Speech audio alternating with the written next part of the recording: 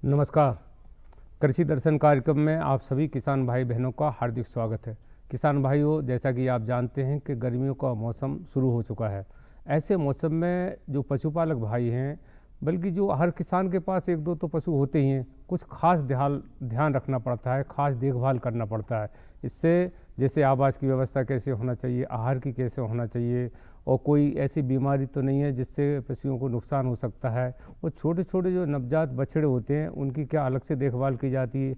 आज हम आपको इन तमाम बातों की जानकारी देंगे। जानकारी देने के लिए आज हमारे साथ हैं पिपलौदा रतलाम से डॉक्टर मनीष जी अहरवार। कार्यक्रम में आपका स्वागत है मनीष जी।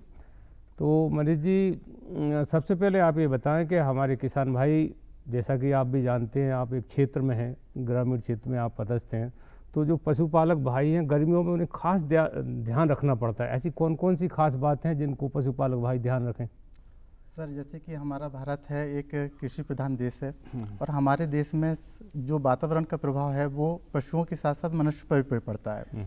अब पशुओं के पे जो वातावरण का प्रभाव पड़ता है, जैसे कि अगर हमारे जो टेम्परेचर होता है वो बहुत ज़्यादा होता है, कभी कभी उत्तर भारत में जो टेम्परेचर होता है 42 से 45 डिग्री सेंटीग्रेड तक भी पहुँच जाता है, जिससे कि जो पशु का जो टेम्परेचर है वो ज़्यादा हो जाता है और पशु तनाव की स्थिति में आ जाता है। अब अगर पशु तनाव की स्थिति में आ गया तो उसके उत्पादन क्षमता पर प्रभाव पड़ेगा, उसके आवास पर प्रभाव पड़ेगा, उसके आहार व्यवस्था पर प्रभाव पड़ेगा, और इन सारी चीज़ों को देखते देखते उसकी शारीरिक जो बीमारियां हैं वो उसकी प्रतिरोधक क्षमता पर भी प्रभाव पड़ता है। इन सारी चीज़ों को अगर देखते हैं हम, तो जो हमारे पशुपालक हैं उन्हें निम्न बातों का ध्यान रखना चाहिए, जैसे कि आवास व्यवस्था हो, उनके खान पान की व्यवस्था हो, और उनके जो रहने की व्यवस्था हो, और उनका जो जैसे कि उनका जो प्रतिरोधक क्षमता है उसे हम कैसे बढ़ा सकते हैं, या पशु को कैसे हम अच्छे से रख रखाव कर सकते हैं। इन तमाम चीज़ों को हमें पशुपालक को ध्यान में रखना चाहिए। तो किसान भाइयों, पशुपालक भाइयों, खास बात यह है कि सबसे पहले तो आवास कैसा पशुओं का होना चाहिए, बरसात में किस तरह का होना चाहिए, सर्दियों में किस तरह का होना चाहिए। जैसा कि अभी सर्दियों में है, वैसे ही अगर आप गर्मियों में रखेंगे तो इससे पशुओं पर क्या प्रभाव पड़ सकता है। तो सबसे पहले डॉक्टर साहब आवास के बारे में बताएं कि गर्मियों में कैसे आवास होना चाहिए। जैसा कि सर हमारे किसान भाई जानते हैं कि जैसे कि अगर सर्दियों का मौसम आता है तो वैसे ही हमारा जो शेड होता है उनका, हमारा जो मतलब भारत में जो शेड बनाए जाते हैं, जो आवास बनाए जाते हैं, वो पूर्व पश्चिम दिशा में बनाए जाते हैं। तो अगर वहाँ पे जैसे सूर्य का प्रकाश होता है तो सर्दियों से बचाने के लिए हम उनके ऊपर टाट पट्टी डाल देते हैं, या बाहर की हवा अंदर ना आए, है ना, और पशुओं को उनके ऊपर से तरीके से रखने की व्यवस्था करते हैं कि बाहर की हवा ना लगे। अगर इसी प्रकार को हम गर्मी में भी देखें तो अगर गर्मी में अगर टाट की व्यवस्था रहेगी पूरी तरीके से, तो वो गर्मी का मौसम है जो उसकी आवास में बना रहेगा, टेम्परेचर बढ़ जाएगा, और टेम्परेचर अगर बढ़ जाएगा तो पशु तनाव की स्थिति में आएगा। तो सबसे पहले तो हमें ये ध्यान रखना है कि जो हमने टाट या जिससे हमने उसका प्रोटेक्ट किया था सर्दियों में, उन्हें हटा दें, क्योंकि पशु को गर्मियों में हमेशा खुले वातावरण में रखें। जितना ज़्यादा हम वातावरण में रख सकते हैं, जिससे उनका जो वातावरण है या जो उनकी वेंटिलेशन की जो समस्या है उसको ख़त्म करें, क्योंकि अगर वातावरण जो वेंटिलेशन रहेगा वो बहुत अच्छा रहेगा तो पशु बीमार नहीं होंगे। दूसरी चीज़ ये है कि अगर उनका जैसे अगर हम गर्मियों के मौसम में हम जैसे अगर पंखे की व्यवस्था कर सकते हैं तो पंखे की व्यवस्था कर सकें। अगर हम फुब्बारे लगा सकते हैं, जैसे बहुत सारे लोग लगाते हैं कि टेम्परेचर पशु का जो मेंटेन बना रहे, तो उस चीज़ की हम फुब्बारे भी लगा सकते हैं। और उसी को देखते हुए कभी कभी हम क्या करते हैं, जो उनकी छत होती है वो टीन की बनाई होती थी, तो टीन होता है तो वो क्या है, ऊष्मा को अवशोषित करता है। और जो पशु का जैसे हम भैंस की बात करते हैं तो भैंस में जो श्वेत ग्लैंड होती हैं वो कम होती हैं, तो उसमें जो ऊष्मा को अवशोषित करने की क्षमता ज़्यादा होती है और निकलती नहीं है, ऊष्मा नहीं निकलती है। उसी प्रकार से गाय में भी इस प्रकार की समस्या हो सकती है। पर इन चीज़ों को अगर देखते हुए तो हम अगर एस्बेस्टस होती है, जो सीमेंट की सीट होती है, उसकी अगर छत बनाते हैं तो हम इन तमाम चीज़ों को ध्यान में रखते हुए गर्मियों के मौसम में आवास व्यवस्था कर सकते हैं।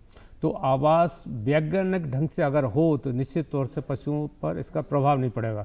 डॉक्टर साहब, जो लोग बकरी पालन करते हैं उनको भी क्या इस तरह की व्यवस्था रखना पड़ता है, कोई अलग से व्यवस्था करना पड़ता है? जैसे कि सर जो तापमान होता है, जो विभिन्न पशुओं का जो नॉर्मल तापमान होता है वो भिन्न भिन्न होता है ना। जैसे कि हम अगर गाय की बात करें तो 100.5 से 101 तक रहता है। अगर हम भैंस की बात करें तो 99.5 तक रहता है ना। तो और अगर बकरी की बात करें तो 102 से 104 तक भी नॉर्मल बना रहता है।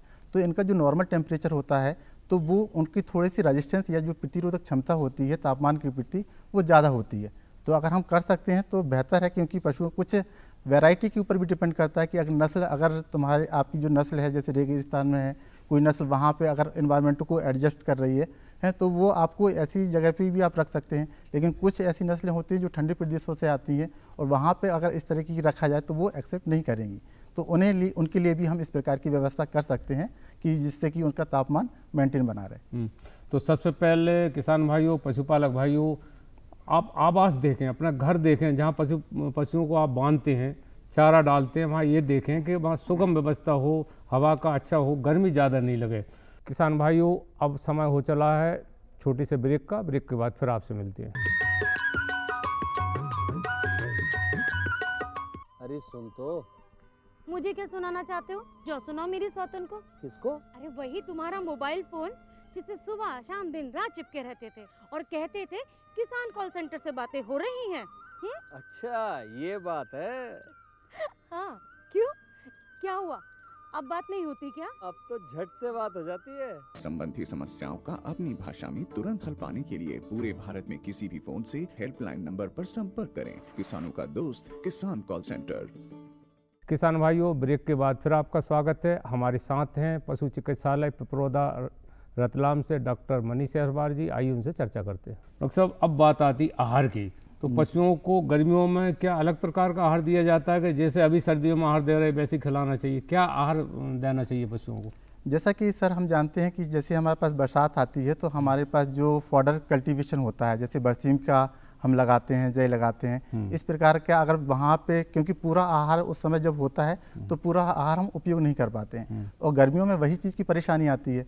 अगर गर्मियों में जैसे हरे चारे की हमेशा समस्या देखने को मिलती है, अगर हम हरे चारे की समस्या अगर रहेगी तो उनकी जो उत्पादन क्षमता रहेगी, अगर उत्पादन क्षमता कम होगी तो पशुओं का, आप जानते हैं कि जो किसान भाई हैं, अगर दूध की उत्पादन क्षमता कम होगी तो सीधी जो उनकी अफेक्ट करेगा उनकी आर्थिक स्थिति को करता है। तो अगर इस चीज़ को हम ध्यान में रखते हैं कि जैसे अगर हरे चारे को हम संरक्षण कर सकें, है ना, तो अगर संरक्षण करने की विधि की बात करते हैं तो एक साइलेज की मेकिंग की विधि होती है। हम उस तरीके से गर्मियों के मौसम में हरे चारे को संरक्षित कर सकते हैं। उसके लिए हमें जैसे जो फ्लावरिंग स्टेज में है वो फसल को हम काटते हैं, उस प्रकार से हम जो साइलेज मेकिंग के लिए साइलो पिट तैयार करते हैं, उसमें रखते हैं। 1 से 2 इंच में जो हरा चारा है उसे कुट्टी करके उसे दबा के रख देते हैं, जिसके कारण कोई उसमें हवा ना जाए। अगर हवा जाएगी तो वो किण्वन की क्रिया जो होती है वो प्रॉपर तरीके से नहीं हो पाएगी। और अगर हम उसी चीज़ को जैसे 45 दिन के बाद हम खिलाते हैं तो हम अगर गर्मियों के दिनों में उस साइलेज को हम पशुओं को खिलाते हैं तो उसमें जो मिनरल्स वगैरह होते हैं या जो विटामिन होते हैं या जो उनके पोषक तत्वों की मात्रा होती है वो अन्य जो हरे चारे होते हैं उससे अधिक होते हैं। अगर इसी चीज़ को अगर हम भूसे की बात करें तो भूसे को भी हम उपचारित भूसा भी कर सकते हैं, यूरिया उपचारित भूसा करवाते हैं। उसकी एक तरीका होता है कि अगर हमें 100 किलो यूरिया उपचारित भूसा तैयार करना है तो उसमें हम 4 किलो यूरिया, 40 लीटर पानी और 100 किलो हम भूसे को बराबर उस चीज़ में रखते हैं। और जैसे अगर 3 परतों में हम तैयार करते हैं और उसके लिए जैसे 4 भाग हमने इसका यूरिया का कर लिया, 4 भाग हमने पानी के कर लिए और 4 भाग हमने 100 किलो भूसा के कर लिए। और उस पर अगर हम उसकी तरीके से रख रखाव प्रॉपर तरीके से मैनेज करते हैं उस चीज़ को, तो उसमें भी अगर भूसे में जो 4% प्रोटीन रहेगा या उससे कम रहता है तो इसमें कम से कम 4 से 8% अपन को प्रोटीन की मात्रा मिल जाती है। अगर वही चीज़ अगर बॉडी में अगर प्रोटीन जाएगा तो पशु के जो आहार व्यवस्था है उस चीज़ को हम मैनेज कर सकते हैं। तो इस प्रकार से हम कर सकते हैं। जी जी। तो किसान भाइयों, पहले तो साइलेज की व्यवस्था कर लें। अभी मैं डॉक्टर साहब से पूछूंगा साइलेज अभी अगर किसान भाई, पशुपालक भाई अभी तैयार कर सकते हैं तो कैसे करें। और फिर जैसे यूरिया का आपने बताया, यूरिया का छिड़काव कर भूसा में से, उससे भी आपकी दूध की जो है कमी नहीं आएगी। तो साइलेज के बारे में अभी बता दें डॉक्टर साहब, अभी तैयार करें किसान भाई। जैसे कि अगर हम तैयार कर सकते हैं तो जैसे सबसे पहले तो फॉडर जो कल्टीवेट करते हैं, जैसे हमने बरसीम अगर है ना, तो जैसे हमारे पास सबसे जो अच्छी फसल होती है वो साइलेज बनाने के लिए मक्के की फसल होती है, मक्का है, ज्वार है ना, यही है। इस प्रकार की अगर हम फसल को प्री फ्लावरिंग स्टेज में काटते हैं, अगर फूल आने अधपकी अवस्था में उसे काटते हैं। अब काटने के बाद हम उसे क्या 2 से 3 सेंटीमीटर में उसे कुट्टी कर लेते हैं। कुट्टी करने के बाद हम क्या करते हैं, सबसे पहले उससे पहले हमें क्या करना है कि साइलो पिट होते हैं, जैसे हम गड्ढे की तरीके से तैयार करते हैं, और उसमें हम क्या करते हैं कि उसे फैलाते हैं। उसको फैलाने के साथ साथ हम उसे इस प्रकार से दबाते हैं, या तो हमारे पास इस तरीके से जितनी हमें ज़रूरत है उस हिसाब से बना सकते हैं, और उसमें पूरी तरीके से इस तरीके से दबाते हैं कि उसमें किसी प्रकार की हवा ना जाए। अगर हवा जाएगी तो फिर वो पूरा जितनी भी हमने फॉर्डर तो उसको जो गड्ढा आप बता रहे हैं, गड्ढे में उसको जमा के ऊपर से नीचे से पॉलीथिन से, हाँ, नीचे से हम अगर हम कर सकते हैं तो नीचे से हम सीमेंटेड करते हैं, और उसे ऊपर से हम कंप्लीट कर लेते हैं, उसके ऊपर पॉलीथिन रखते हैं। पॉलीथिन को पूरी तरीके से इस प्रकार से दबा देते हैं, जैसे या तो मिट्टी का उसकी परत बना देते हैं 2 से 3 सेंटीमीटर में, तो वो कंप्लीट कर सकते हैं। और उसके बाद अगर उसमें जो भी हमें जैसे कभी गुड़ वगैरह है या जो भी चीज़ें उसके टेस्ट को बनाए रखने के लिए उसको हम यूज़ करते हैं। और यूज़ करने के बाद फिर हम उसे क्या करते हैं, 45 दिन जैसे हो जाते हैं, फिर हम उसे एक तरफ से खोल के निकालना स्टार्ट करते हैं और पशुओं को खिलाते हैं। तो ये बहुत बढ़िया उपाय है किसान भाइयों। थोड़ा बहुत तो हरा चारा सबके पास होता है, गर्मियों के लिए पहले साइलेज के रूप में तैयार कर उसको फिर गर्मियों में पशुओं को खिलाएं तो दूध में कमी नहीं आएगी। डॉक्टर साहब, एक बात देखने में आती है और हमारे किसान भाई भी कहते हैं कि अक्सर गर्मियों के दिन में दूध की कमी आ जाती है, तो क्या कारण है, कैसे दूध बढ़ सकता है? सर, जैसे कि अगर हम मेंटेनेंस की बात करते हैं तो अगर दूध की कमी आना नॉर्मल सी बात है कि अगर गर्मी होगी तो पशु तनाव की स्थिति में रहेगा। अगर तनाव रहेगा शरीर में तो यह उसका खाना पीने अच्छे से नहीं रहेगा, पानी पीने की व्यवस्था सही से नहीं रहेगी, अगर उसके और जो बॉडी की शारीरिक क्रियाएं हैं वो भी पूरी तरीके से काम नहीं करती हैं। तो अगर सबसे पहले तो हमें उसका आवास की व्यवस्था को तैयार करना पड़ेगा, जैसे कि मैंने पहले ही बताया। उसके बाद हमें उसके आहार व्यवस्था को देखना पड़ेगा, क्योंकि आहार व्यवस्था अगर हम कर रहे हैं तो अगर दूध उत्पादन है तो जैसे हरा चारा होता है, हरा चारे में जो विटामिन होते हैं, पोषक तत्व होते हैं, वो बहुत ज़्यादा मात्रा में, प्रचुर मात्रा में पाए जाते हैं, जिससे कि उनकी जो रिक्वायरमेंट है वो पूरी हो जाती है। अब वही चीज़ है कि गर्मियों में हमें हरे चारे की उपलब्धता मिल नहीं पाती है। इसका जो दूसरा विकल्प है कि हम साइलेज मेकिंग के लिए जो मैंने अभी आपको बताया उस तरीके से हम प्रॉपर तैयार करें। और जहाँ तक हरा चारा है, आपके जो सूखा दाना है और जो आपको दाना है प्रॉपर मात्रा में, अगर हम जैसे अगर कोई पशु 10 लीटर दूध दे रहा है तो 10 लीटर दूध दे रहा है तो उसके लिए अगर हमें कितना हरा चारा देना है, कितना हमें दाना देना है ना, तो उस प्रकार की हमें ये देखना पड़ेगा कि अगर जैसे कि मान लो 10 लीटर दूध दे रहा है तो उसमें हमें ये देखना है कि पर 1 केजी दूध पर हमें कम से कम 400 से 500, अगर गाय है 400 ग्राम दाना और भैंस है तो 500 ग्राम दाने की हमें व्यवस्था उसे देना ही है। एक समय देना चाहिए कि दोनों समय एक दिन में? वो दूध कितना है, अगर एक टाइम में वो 5 लीटर दे रही है और दूसरे टाइम में 5 लीटर दे रही है तो पूरा 10 लीटर का बना लीजिए है, उस हिसाब से हम उसे दे सकते हैं। और अगर आप कंटिन्यू करते हैं इस चीज़ के लिए तो दूध की व्यवस्था भी मेंटेन बनी रहेगी और पशु को भी किसी प्रकार का नुकसान नहीं होगा। बस इन्हीं बातों का तो ध्यान रखना आपको, और ख़ास तौर से दुधारू जो पशु हैं उनका दूध के लिए तो मेहनत थोड़ी करना पड़ेगा, उसको वैज्ञानिक सोच बहुत ज़रूरी है। किसान भाइयों, अब समय हो चला है छोटे से ब्रेक का, ब्रेक के बाद फिर आपसे मिलते हैं। अरे सुन तो। मुझे क्या सुनाना चाहते हो? जो सुनाओ मेरी सौतन को। किसको? अरे वही तुम्हारा मोबाइल फोन जिससे सुबह शाम दिन रात चिपके रहते थे और कहते थे किसान कॉल सेंटर से बातें हो रही हैं। अच्छा, ये बात है। हाँ, क्यों, क्या हुआ? अब बात नहीं होती क्या? अब तो झट से बात हो जाती है। संबंधी समस्याओं का अपनी भाषा में तुरंत हल पाने के लिए पूरे भारत में किसी भी फोन से हेल्पलाइन नंबर पर संपर्क करें। किसानों का दोस्त किसान कॉल सेंटर। किसान भाइयों, ब्रेक के बाद फिर आपका स्वागत है। हमारे साथ हैं पशु चिकित्सालय पिपरोदा रतलाम से डॉक्टर मनीष अहरवार जी। आइए उनसे चर्चा करते हैं। डॉक्टर साहब, गर्मियों में पानी की क्या उपयोगिता है पशुओं के लिए? सर, पानी की उपयोगिता जैसे हमारे मानव जीवन में है उसी प्रकार से पशु जीवन में भी पानी की उपयोगिता उतनी ही है।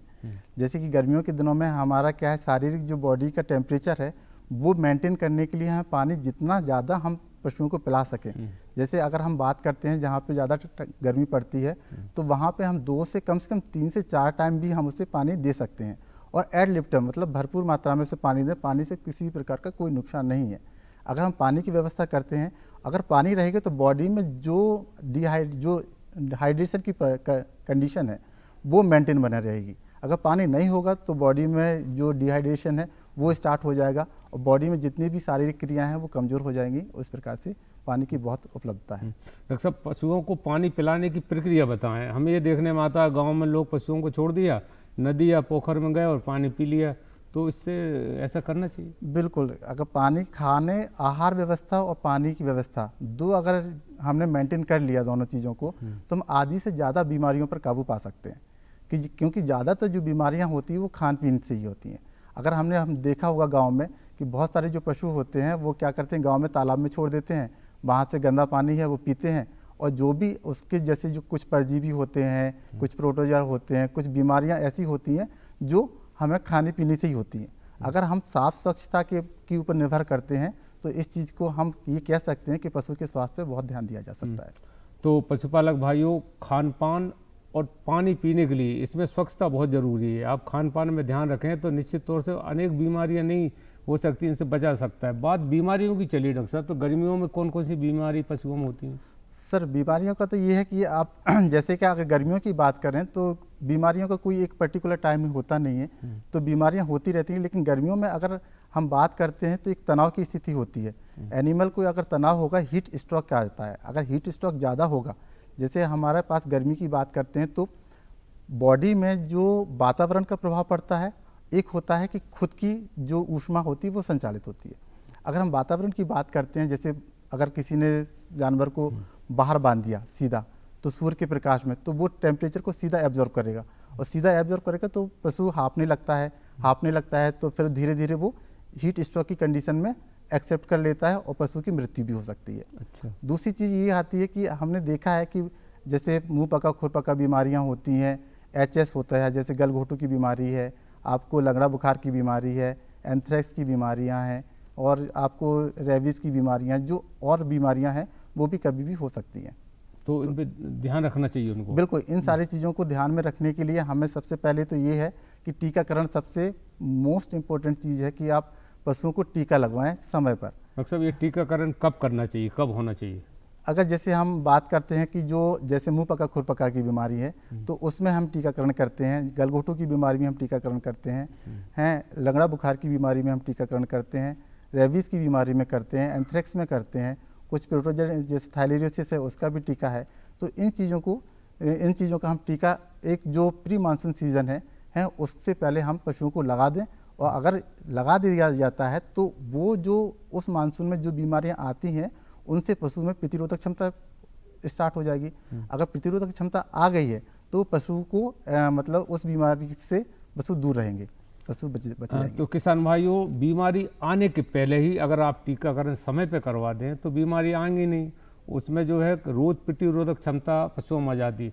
डॉक्टर साहब, जैसे गाय, भैंस, बकरियां भी हमारे प्रदेश में व्यापक रूप से पाली जाती हैं, तो किनको अलग अलग बीमारी या अलग अलग टीकाकरण होता, थोड़ा बता दें। बिल्कुल, जैसे कि अगर हम बात कर सकते हैं कि जैसे हम अगर बकरियों में जैसे हम बड़े पशु में FMD लगाते हैं, मुंह पका खुर पका, उसी प्रकार से हम छोटे जो बकरियां होते हैं उन्हें PPR आता है ना, पेस्टिडेस पेस्टाइटिस रूमिनाइटिस, है ना। तो इस प्रकार का जो टीका है उसमें भी सेम लक्षण दिखाई देते हैं छोटी बकरियों में, और बड़े पशुओं में भी FMD में सेम लक्षण दिखाई देते हैं, जैसे कि मुंह में छाले हो जाना, पैरों में छाले हो जाना, या अल्सर हो जाना, दूध कम हो जाना, या उनका बुखार आ जाना, खाना पीना कम कर देना।